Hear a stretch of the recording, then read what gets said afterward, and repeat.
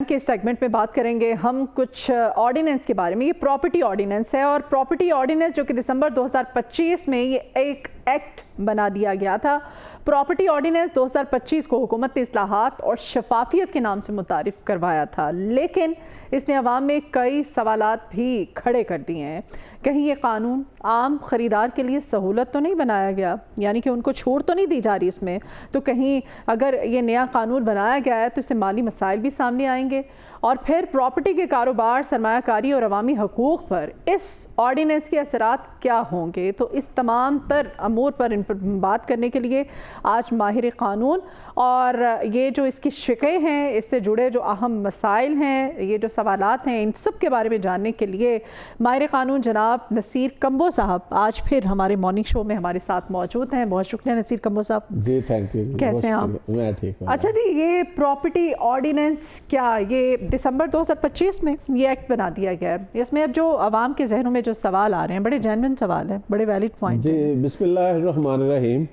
Basically ये 2 महीने पहले जो था the Punjab protection of ownership of immovable property ordinance 2025 के नाम से इस कानून का इजरा किया गया। जी, बेसिकली लोगों के प्रॉपर्टी राइट्स जो हैं, जो कि हमारे आइन का आर्टिकल 23 और 24 जो है वो भी इसकी प्रोटेक्शन करता है कि शहरियों के प्रॉपर्टी राइट्स की प्रोटेक्शन रियासत की जिम्मेदारी है। इसी चीज़ को देखते हुए और फिर दूसरी हमारे मुल्क में देखें कि लोगों की प्रॉपर्टियों पे कब्जे हो जाते हैं। कोई अगर कोई ज़मीन का टुकड़ा ले ले तो वो फ्रॉड हो जाता है। एक ज़मीन की 3-3 रजिस्ट्रियाँ लोग उठा के फिर रहे होते हैं, किसी की असली होती है तो 2 की जाली होती है। इसी तरह ओवरसीज़ पाकिस्तानी है, उनकी प्रॉपर्टियाँ हैं इधर, तो उनकी प्रॉपर्टियों पे कब्जे हो जाते हैं, वो आ नहीं सकते, इधर लेंथी प्रोसीजरल लॉ है। फिर उसके बाद बेवाएँ, यतीम जो हैं, उनकी प्रॉपर्टियों के मसाइल होते हैं। तो इस तरह इन सारी चीज़ों को मद्देनज़र रखते हुए पंजाब गवर्नमेंट ने इस कानून का इजरा किया। इस कानून में क्या था कि 2 मैकेनिज्म बनाए। अच्छा। एक मैकेनिज्म ये बनाया कि ये फास्ट ट्रैक कानून है, डे टू डे इस पे प्रोसीडिंग है। इसमें पहला तफ्तीश का या इन्वेस्टिगेशन का या फैक्ट फाइंडिंग का एक फोरम बनाया, जो कि सेक्शन 8 जो है इस कानून का कहता है कि डिस्प्यूट रेजोल्यूशन कमेटी होगी, जिसका कन्वीनर जो है डिप्टी कमिश्नर होगा, साथ मेंबर असिस्टेंट कमिश्नर होगा, साथ उसमें एडिशनल कमिश्नर रेवेन्यू होगा, उस ज़िले का डीपीओ होगा और देगर 2 अफसरान होंगे। उनके सामने कोई भी शख्स जिसकी प्रॉपर्टी पे गलत तौर पे, नाजायज़ तौर पे कब्जा हुआ है, वो आके एप्लीकेशन देगा। वो दूसरे फ्रीक को बुलाया जाएगा, उनके कागजात चेक किए जाएंगे और चेक करने के बाद जो है वो डिस्प्यूट रेजोल्यूशन कमेटी अपनी ओपिनियन फार्मूलेट करके अगर तो वो 90 दिन के अंदर अंदर एमिकेबली डिस्प्यूट को सेटल करवा देते हैं फिर तो ठीक है, तो वो मामला वहीं पे ख़त्म हो गया। और वो भी जो है सेक्शन 15 और 16 के तहत एक स्पेशल ट्राइब्यूनल अदालत बनाई गई। यानी पहला सेक्शन 8 और 9 में जो था डिस्प्यूट रेजोल्यूशन कमेटी जो है उसका काम बतौर एजेंसी है, बतौर तहकीक है और अपनी फैक्ट फाइंडिंग रिपोर्ट रेफर करनी है किसको, अगर तो एमिकेबली डिस्प्यूट हल हो गया ठीक है, अदरवाइज अगर नहीं 90 दिन में होता तो वो जो स्पेशल ट्राइब्यूनल है जो प्रॉपर्टी के केसेस को डील करने के लिए, वहां पे ये केस रेफरेंस भेजना था। अच्छा, अब हुआ क्या, यहाँ पे ये कानून नाफिजुल अमल हो गया। इस कानून के नाफिजुल अमल होने के बाद डिस्प्यूट रेजोल्यूशन कमेटियां डिस्प्यूट रेजोल्यूशन कमेटियां जो थी वो फाल हो गई। हर जिले का डीसी जो है उसकी सरबराही में कमेटी ने काम शुरू कर दिया। अच्छा, अब इस कमेटी का सेक्शन 8 के तहत ये कहीं डोमेन या इख्तियार नहीं था कि वो लोगों से फोर्सफुली या बतौर बैरट या बतौर अदालत बन के लोगों के कब्जों की बाबत फैसले करें। अच्छा, अब ये कानून तो बहुत अच्छा है, लोगों को इसमें एक उम्मीद भी लगी कि यहाँ तो प्रॉपर्टी के केसेस के फैसले नहीं होते, तो लिहाजा ये अच्छा है, 90 दिन में फैसले होंगे तो लोगों को इंसाफ मिलेगा और फास्ट ट्रैक पे मिलेगा। लेकिन हुआ क्या कि इस कानून के मुताबिक जो मैकेनिज्म दिया गया था उसको मैं समझता हूँ कंप्लीटली जो है ना यानी फॉलो नहीं किया गया। डिस्प्यूट रेजोल्यूशन कमेटियां तो फाल कर दी, वो इख्तियारात भी इस्तेमाल करना शुरू होगी जो इख्तियारात उसको नहीं थे, जो कब्जे दिलवाने के थे, और जो इख्तियार स्पेशल ट्राइब्यूनल के थे जो प्रॉपर्टी के केसेस को डील करने के लिए थे, जो कि एक पूरी अदालत थी, उनको ना फाल किया, ना उनको लगाया गया, ना उसके जरिए मामला शुरू हुए। मतलब इसमें स्पेशल ट्राइब्यूनल जो है वो मुआवन ही नहीं है। असल इस जो ऑर्डिनेंस ऑर्डिनेंस था या जो कानून है, इसकी असल मंशा यही थी कि लोगों के प्रॉपर्टी के जो फैसले हैं जिन पे कब्जे हुए हैं उनकी प्रॉपर्टियों के कब्जे वापस दिलवाना, और जो नाजायज तौर पर काबज है 10 साल तक उनको सजा हो सकती है वो देना, या जो प्रॉपर्टी को मुसलसल साल से इस्तेमाल कर रहा है उस प्रॉपर्टी के जो बेनिफिट इसने लिए हैं उतने सालों में वो वापस दिलवाना, या उस प्रॉपर्टी की वैल्यू के मुताबिक किसी को कंपनसेट करना या किसी को जो है वो अरेस्ट करने के इख्तियारात भी देना, डे टू डे प्रोसीड करना। बतौर अदालत ये सारा इख्तियार उस ट्राइब्यूनल का था, और ट्राइब्यूनल क्या था, एक डिस्ट्रिक्ट एंड सेशन जज या हाई कोर्ट जज के लेवल का जो था वो अफसर होना था, और उसने वो चलने थे मामलात। लेकिन अगर डिस्प्यूट रेजोल्यूशन कमेटियां जज ना बनती और ना ये जज बन के फैसले करती, ना अपने इख्तियार से तजावत करती, और सेक्शन 15 और 16 के तहत जो ट्राइब्यूनल के इख्तियार हैं उनको फाल किया जाता और वो फैसले करते, तो आज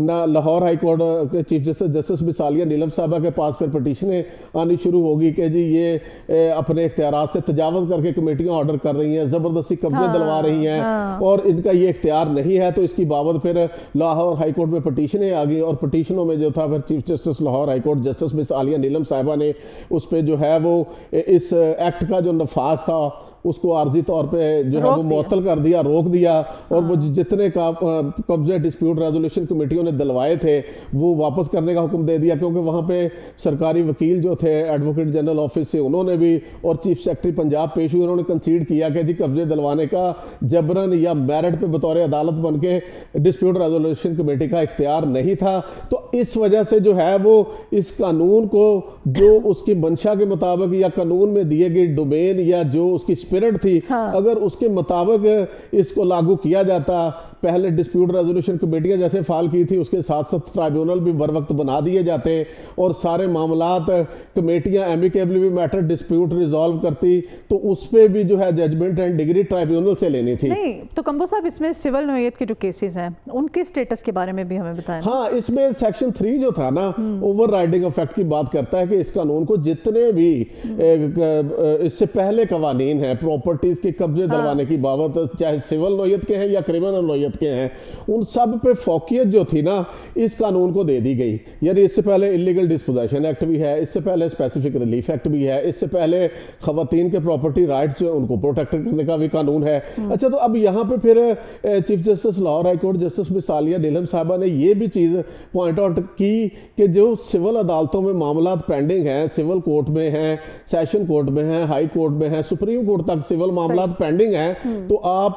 डीसी जो है अगर डिस्प्यूट रेजोल्यूशन कमेटी ने उन मामलों को टेकअप भी करना है, तो अगर कहीं पे मामला पेंडिंग है तो उस कानून में लिखा है कि डिस्प्यूट रेजोल्यूशन कमेटी का मेंबर जाके वहां एप्लीकेशन देगा और रिक्वेस्ट करेगा कि सर मामला इधर पेंडिंग है, आप इसको इधर ट्रांसफर कर दें। ना तो वो मैकेनिज्म वो अडॉप्ट किया गया, और दूसरा फिर एक सिविल कोर्ट्स या सिविल निज़ाम जो है उसके तहत मामला थे, उसके पैरेलल जो निज़ाम बनाया गया उसकी बाबत भी कोई हल ना रखा गया कि सिविल केसेस जो पेंडिंग है उन पेंडिंग केसेस की बाबत जो है वो कोई उस कानून के अंदर जो है वो मैकेनिज्म नहीं बताया गया था। तो इसकी बाबत भी फिर चीफ जस्टिस साहबा ने इसको पॉइंट आउट किया। इससे पहले भी जो है मुल्तान बेंच से मिस्टर जस्टिस अहमद नदीम अरशद साहब की एक जजमेंट आई, उसमें भी यही 2-3 चीजें पॉइंट्स जो है वो सामने आए कि एक तो सिविल केसेस, सिविल कोर्ट्स में जो केसेस पेंडिंग हैं उनकी पेंडेंसी के दरमियान इन पे कमेटी का कॉग्निजेंस लेना, और दूसरा कमेटी का अपने इख्तियार से तजावत करके कब्जों की बाबत अहकामात करना, या सेक्शन 9 में प्रिवेंटिव मेजर के तौर पे किसी की प्रॉपर्टी को सील करना मुस्तकिल नौयत पे, या किसी से श्योरिटी बॉन्ड लेना, या किसी को अरेस्ट करने के ऑर्डर करने या पोजेशन लेना, ये भी आर्जी नौयत का इख्तियार है, महदूद इख्तियार है। यानी डिस्प्यूट रेजोल्यूशन कमेटियों ने वो सारे इख्तियारात जो कि ट्राइब्यूनल के इख्तियार थे वो ट्राइब्यूनल के इख्तियार लेके भी इस्तेमाल करना शुरू कर दिया है, जिसकी वजह से ये बड़ा शोर मचा, बड़ा वावेला हुआ। लेकिन बहरहाल देखें, इसमें पंजाब गवर्नमेंट की नीयत जो है वो उस पर कोई शक नहीं। उन्होंने जो है वो लोगों को अकोमोडेट करने के लिए, माशरे को अकोमोडेट करने के लिए, कब्जा माफिया को जो है वो गवर्नमेंट की रेट जो है वो उसको मेंटेन करने के लिए और कब्जा माफिया को भगाने के लिए ये कानून बनाया था। और ये कानून खत्म नहीं हुआ, ये आर्जी तौर पर मुअत्तल जरूर हुआ है, लेकिन इस पे फुल बेंच बन गया है। और फुल बेंच जो है अब वो इस कानून पे जो है वो पंजाब गवर्नमेंट और सारे कैन को सुनने के बाद फैसले करेगा। आई होप ये कानून बहाल हो जाएगा। ये एक अच्छा कानून है, ये एक स्पीडी ट्रैक है और इसमें अगर ट्राइब्यूनल के जरिए यकीन करें प्रोसीडिंगें हो तो ट्राइब्यूनल को सिविल जज के इख्तियारात भी हैं, सेशन जज के इख्तियारात भी हैं। वो लोगों की प्रॉपर्टियों के टाइटल या मलकियतें जो हैं उनको भी डिक्लेयर करेगा और जो इलीगली काबिज हैं उनको सजा भी देगा और डे टू डे प्रोसीड होगा इसमें। हाँ, और इसमें मतलब स्पेशल मैकेनिज्म है। आर्जी तौर पे मुअत्तल किया गया है इस ऑर्डिनेंस को, इस एक्ट को, ये खत्म नहीं किया गया और खत्म होना भी नहीं चाहिए ना। कब्जा माफिया को आखिर किसी ने तो लगाम डालनी है और लगाम डालने के लिए पंजाब हुकूमत का ये जो इनिशिएटिव है, इसमें ये एक्ट जो है ये बहुत ज़रूरी है। अच्छा, ऑर्डिनेंस में आम खरीदार हैं, सरमायाकार के लिए कौन सी बुनियादी तब्दीलियाँ मुतारिफ करवाई गई हैं? क्या ये ऑर्डिनेंस वाकई प्रॉपर्टी सेक्टर में शफाफियत लाने में मददगार? डेफिनेटली मेरे ख्याल से तो होगा। आप क्या कहते हैं? आप माहिर कानून देखिए बात पता क्या है कि इस ऑर्डिनेंस के जरिए जो लोग मुख्तलिफ हीलों बहानों से लोगों की प्रॉपर्टियों पे काबिज होकर बैठ जाते हैं, उनके जाली मुख्तारनामे बना लेते हैं, उन पे कब्जे की बाबत जो है किसी ने वहाँ पे बिजली का मीटर इंस्टॉल करवा लिया, किसी ने गैस का मीटर इंस्टॉल करवा लिया, किसी ने PT1 में इंदराज करवा लिया कि ये शो करना कि देखें जी इन अदारों के पास हमारा इंदराज है। तो वो वहाँ पे बेसिकली जो गलत 2 नंबर तरीके से लोगों की प्रॉपर्टियों पे कब्जा करके बैठे हैं, या वो लोग जिन्होंने कब्जे किए हुए हैं, या उन्होंने अपने नुमाइंदे बैठाए हुए हैं, या वो लोग जो इन लोगों को फैसिलिटेट करते हैं। कोई वहाँ पे उस प्रॉपर्टी को जो है वो कोई 2 नंबर मालिक है, जाली कागजात बना के बैठा है, लेकिन माशरे को 1 नंबर मालिक बना के उसको बेचने की कोशिश कर रहा है, या कोई वहाँ पे इस चीज़ की एडवर्टीजमेंट कर रहा है कि जी ये यहाँ पे घर बन रहे हैं, बड़े अच्छे बन रहे हैं। कोई वहाँ पे ठेकेदार बन के वहाँ पे कंस्ट्रक्शन कर रहा है, उसको पता है कि जी ये प्रॉपर्टी जो है इसकी कब्जे की है, ये मालिक नहीं है। इसके बावजूद जो भी लोग उन गैर कानूनी काबिजीन के साथ फैसिलिटेटर हैं, यहाँ तक कि इसकी डोमेन में जो सोसाइटीज़ हैं या जो कंपनीज जो हैं जो इस तरह प्रॉपर्टीज के कब्जे करके बैठी हैं, या जैसे आपको पता है सोसाइटीज लोगों को प्लॉट बेच देती हैं, उनसे कीमत भी ले लेती हैं, फाइल का एक कागज उनको दिया होता है, ग्राउंड पे प्लॉट एग्जिस्ट नहीं कर रहा होता। तो ये सारे जो है इस कानून की जद में है। और इसमें कानून में बता दिया गया है कि एक तो जो स्पेशल ट्राइब्यूनल है वो किसी की भी मलकियत डिक्लेयर करेगा और फैसला करके जजमेंट एंड डिक्री पास करेगा कि ये शख्स आज से इस प्रॉपर्टी का मालिक है और उसका कब्जा दिलवाएगा। और जो गैर कानूनी काबिज है, जो डायरेक्ट काबिज है, उसके लिए इस कानून में 5 साल से 10 साल तक सजा है और जुर्माना है। और इसी तरह जो अबैटमेंट यानी जो उसमें मददगार हैं किसी भी तरीके से, जो मैंने तरीके बताए हैं, तो उनके लिए भी इस कानून से 1 से 3 साल तक सजा है और 10 लाख तक जुर्माना है। और ये कानून में एक और बात है कि कोई अगर लिटिगेंट जो है, कोई बंदा कहता है कि जी ये मेरी प्रॉपर्टी है, मैं मालिक हूं, वो साबित ना कर सका और वो साबित ना कर सका तो उसके खिलाफ भी जो है वो इस कानून के तहत कार्रवाई हो सकती है और उसके लिए भी इसमें सजा और जुर्माना है। बेसिकली इस कानून को बनाने का मकसद तो यही है कि ये लोगों को जो है वो जो सीरियस लोग जिनकी प्रॉपर्टी में वाकई कब्जे हुए हैं नाजायज तौर पर, वो आए और वो आके अपना मामला बताएं, डीसी के सामने अपनी बात रखें, डीसी दोनों पार्टियों की बात सुने, डिप्टी कमिश्नर और उसकी सरबराही में कमेटी, और वो अपनी एक फैक्ट फाइंडिंग रिपोर्ट तैयार करे। और कोई डॉक्यूमेंट बनाने में, रेवेन्यू रिकॉर्ड में, हेर फेर में भी अगर कोई रेवेन्यू का अफसर मुलव्वस हो, वो भी डिस्प्यूट रेजोल्यूशन कमेटी इसको पॉइंट आउट करे। और डिस्प्यूट रेजोल्यूशन कमेटी को ये मैंडेट दिया गया महदूद किस्म का कि वह लोगों के एमिकेबली मैटर डिस्प्यूट सॉल्व करवाए।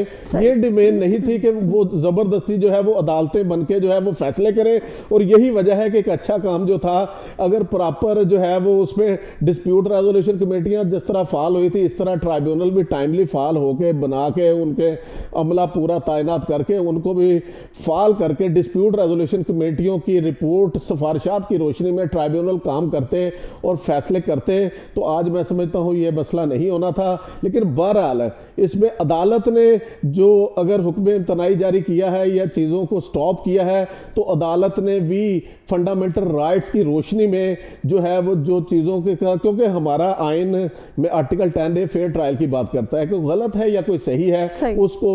वकील करने का मौका, उसका मौका पूरा सुनाने का मौका तो देना चाहिए। तो लिहाजा ये सारी चीज़ें जो हैं, या सिविल अदालतों में जो मामला पेंडिंग है उसका मैकेनिज्म होना चाहिए, या जो है वो इसमें इस कानून में आप देखें हाई कोर्ट में अपील है, हाई कोर्ट में अपील के बाद इस कानून में नहीं बताया गया कि आगे कहाँ पे अपील होगी, और वहाँ पे मैकेनिज्म भी नहीं बताया गया कि कितने दिन में फैसला होना है। जिस तरह डिस्प्यूट रेजोल्यूशन की कमेटी की डोमेन भी 90 दिन है, स्पेशल ट्राइब्यूनल जो है उसकी डोमेन भी 90 दिन है। तो इस तरह मैं समझता हूँ कि ये कानून है, इसकी कांट छांट अब हाईकोर्ट का जो फुल बेंच है वहाँ पे हो के इंशाल्लाह ताला ये एक फाल और रिफाइंड कानून बन के, जिस तरह लोगों को माशरे को इस कानून से उम्मीदें वाबस्ता हुई थी, इंशाल्लाह ये कानून उसी तरह आबोताब से इंशाल्लाह। अच्छा, ये जो कानून है इसके तहत प्रॉपर्टी की खरीदो फरोख्त में कौन से नए तकाजे शामिल किए गए हैं जो कि आवाम के लिए मुश्किल साबित हो सकते हैं? फिर क्या ऑर्डिनेंस 2025 जो है ये छोटे जो प्रॉपर्टी डीलर्स हैं इनके लिए भी एक चैलेंज बना है? देखिए, ये हर वो बंदा, चाहे कोई छोटा प्रॉपर्टी डीलर है या कोई बड़ा कब्जा माफिया है, हर बंदा जो है वो इसकी जद में आएगा। चाहे कोई रिश्तेदार बहन भाइयों की प्रॉपर्टी पे कब्जा करके बैठा है, चाहे कोई लैंडलॉर्ड टेनेंट का रिलेशन है, कोई किराएदार कब्जा करके बैठा है, चाहे कोई किसी की प्रॉपर्टी गिरवी लेके कब्जा करके बैठा है। अच्छा, इसमें एक और चीज़ भी ऐड कर दें कब्बो साहब, इसमें आपको पता है जब माइग्रेशन करके जब पाकिस्तान बना था तो लोग अपना ज़ाहिर घर बार अपनी ज़मीनें जायदादें छोड़ के आ गए थे, तो उनको फिर गवर्नमेंट ऑफ पाकिस्तान ने अकोमोडेट किया था, उनको ज़मीनें यहाँ पे अलॉट की गई थी और डिफरेंट एरियाज़ में। वो जो उनकी ज़मीनें हैं और अच्छी खासी मतलब रकबे में है, उनकी बनता है, तो उस पर अगर किसी ने कब्जा कर रखा है तो उसके लिए भी ये कानून लागू। देखिए, दो बातें हैं। हाँ। एक तो वो कब्जा जो है वो प्राइवेट पर्सन ने किया हुआ है, हाँ। और उसके पास मलकियत के सबूत हैं, उनका पूरा शजरा नसब है, कागजात हैं, हाँ। वो भी कर सकते हैं। एक दूसरा ये होता है कि गवर्नमेंट की प्रॉपर्टियां होती हैं, गवर्नमेंट के पास बाद का लोगों की प्राइवेटली प्रॉपर्टियां होती हैं, वो भी जाके एप्लीकेशन दे सकते हैं कि जी ये प्रॉपर्टी जो हमारी बनती है ये गवर्नमेंट ने अपनी तहवील में गलत ली है। बहरहाल इस कानून में हर जो है वो ये वाला भी तबका आएगा बिल्कुल, इसमें सारा देखे ना, इसमें उन्होंने कंपनियों को, सोसाइटीज को, ऑर्गेनाइजेशंस को, तो गवर्नमेंट भी तो एक तरह से एक ऑर्गेनाइजेशन ही है ना। तो जहां पे भी जिसकी प्रॉपर्टी पे किसी ने भी कब्जा किया हुआ है, चाहे किसी छोटे डीलर ने किया हुआ है, किसी कब्जा माफिया ने किया हुआ है, किसी कंपनी ने किया हुआ है, किसी सोसाइटी ने किया हुआ है, या किसी सरकारी या प्राइवेट किसी भी हैसियत में किसी की प्रॉपर्टी पे कब्जा है, कोई किराएदार की सूरत में, या किसी ने अपने वैसे रिश्तेदार को प्रॉपर्टी रहने के लिए दे दी, बाद में वो कब्जा करके बैठ गया, जो ओवरसीज पाकिस्तानी है उनके बड़े मसाइल हैं उनकी प्रॉपर्टी पे। अच्छा, इस कानून में एक चीज़ और बड़ी बताई गई है कि लोगों को जो है वो डिजिटल टेक्नोलॉजी के जरिए भी कहा गया कि अगर आप पेश नहीं हो सकते तो आप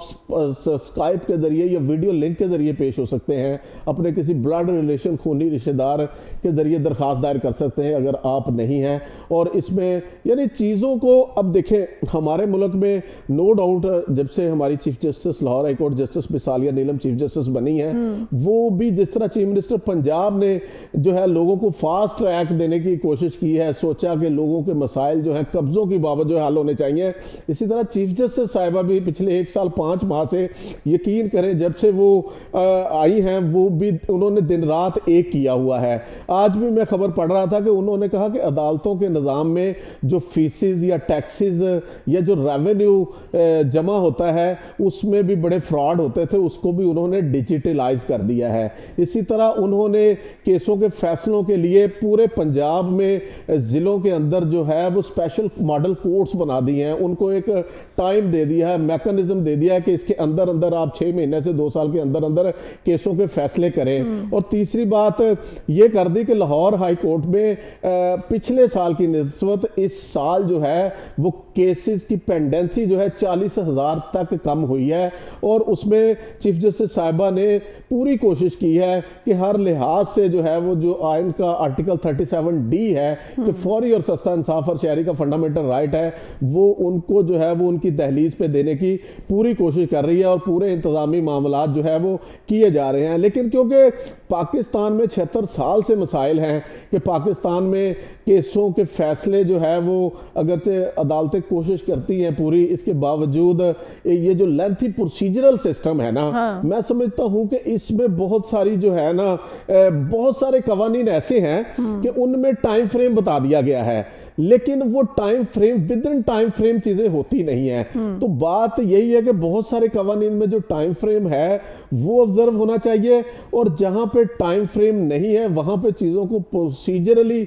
लेंथी की बजाय वहां पे टाइम फ्रेम करके चीजों को विद इन टाइम किया जाए, ताकि लोगों का जो है इत्मीनान बहाल हो और लोगों का जुडिशरी के अदारे पे लोगों ये जो है वो कि लोग कहते हैं इंसाफ नहीं मिलता, तारीख पे तारीख है। तो मैं समझता हूं कि ये जो कानून बनाया था चीफ मिनिस्टर साहबा ने, ये कानून में इतनी अट्रैक्शन थी कि क्योंकि ये फास्ट ट्रैक था, लोगों को ये था कि अब 90 दिन में फैसले होंगे, कब्जे मिलेंगे, लोगों को सुख का सांस होगा, तो लोगों ने इस पे जो है वो बहुत ज्यादा वालेहाना अंदाज से इस कानून को वेलकम किया। तो अब माशरा जो है इसी तर्ज पे, इसी ट्रैक पे जो है वो जुडिशरी से एक्सपेक्ट करता है, उम्मीद करता है कि इस तरह के इस्लाहात हों ताकि लोगों को इसी तरह इंसाफ मिले और महीनों में लोगों के फैसले हों, और इंशाल्लाह ताला ये होगा। इंशाल्लाह ताला हमारी चीफ जस्टिस लाहौर जो है जस्टिस आरिया नीलम की सरबराही में ये जो फुल बेंच है उसी ने फैसला करना है। देखते हैं, अवाम की उम्मीदें तो लगी हुई हैं। सीएम का इनिशिएटिव भी बहुत अच्छा था। बहुत शुक्रिया नसीर कमर साहब आपके आने का।